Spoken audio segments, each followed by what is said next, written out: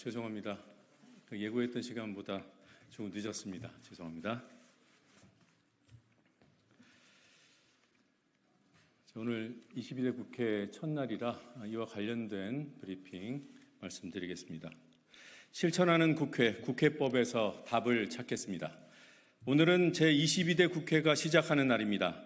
지난 총선에서 국민은 윤석열 정부의 실정을 심판하고 대통령의 독선을 견제하지 못한 여당을 꾸짖었습니다. 그렇다고 야당의 전폭적인 신뢰를 보낸 것도 아닙니다. 민생과 개혁 과제를 흔들림 없이 추진하고 정치력을 발휘해 성과를 낼 것을 주문했습니다. 정부 여당이 겸허히 받들어야 하는 22대 총선 민의는 실정에 대한 강력한 심판 의지이며 야당은 야당에 허락된 총선 승리가 실천을 전제로 한 조건부 지지일 뿐임을 간파해야 합니다. 그래서 더불어민주당이 22대 국회에서 해야 할 일은 분명합니다. 일하는 국회, 실천하는 국회를 만들어 반드시 성과를 내겠습니다. 21대 국회 마지막 본회의에서까지 국민의 요구를 짓밟은 윤석열 대통령, 그리고 대통령의 거수기 역할을 자임한 여당으로부터 국회의 입법권을 되찾아 의회 민주주의를 지키겠습니다. 대통령의 습관적 거부권 행사에 막혀버렸던 민생 법안들을 신속하게 다시 추진하겠습니다. 22대 국회에서도 대통령의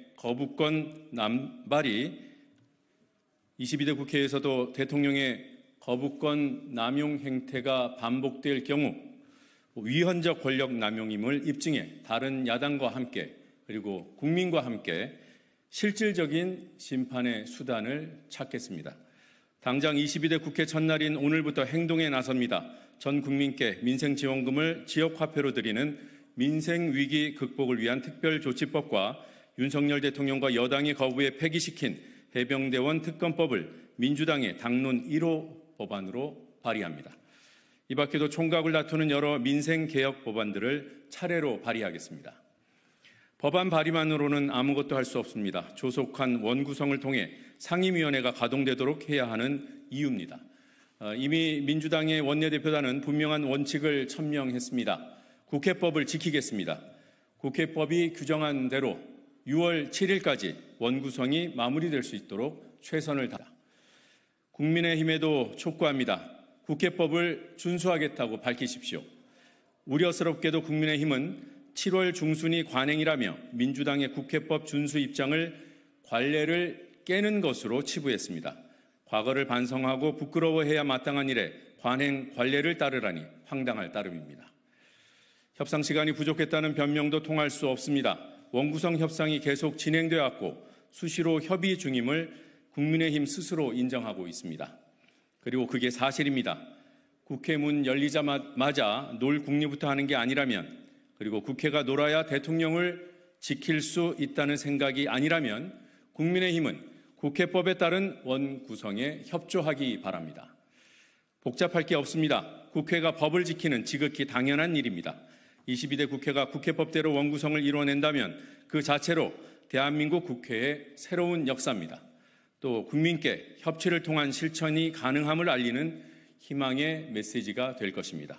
일하는 국회, 실천하는 국회로 가는 또 다른 열쇠가 역시 국회법에 있습니다. 국회법은 매주 월요일과 화요일은 상임위원회를, 수요일과 목요일은 소위원회를 열도록 규정하고 있습니다. 본회의 역시 매주 목요일 개최가 원칙입니다. 국회법을 따르면 상임위원회나 본회의 개최를 놓고 여야가 싸울 일이 없어집니다. 이 부분에서도 국민의힘이 국회법 준수에 동참해 주길 촉구합니다. 22대 국회는 이전 어느 국회보다 높은 국민적 관심 속에 문을 열었습니다.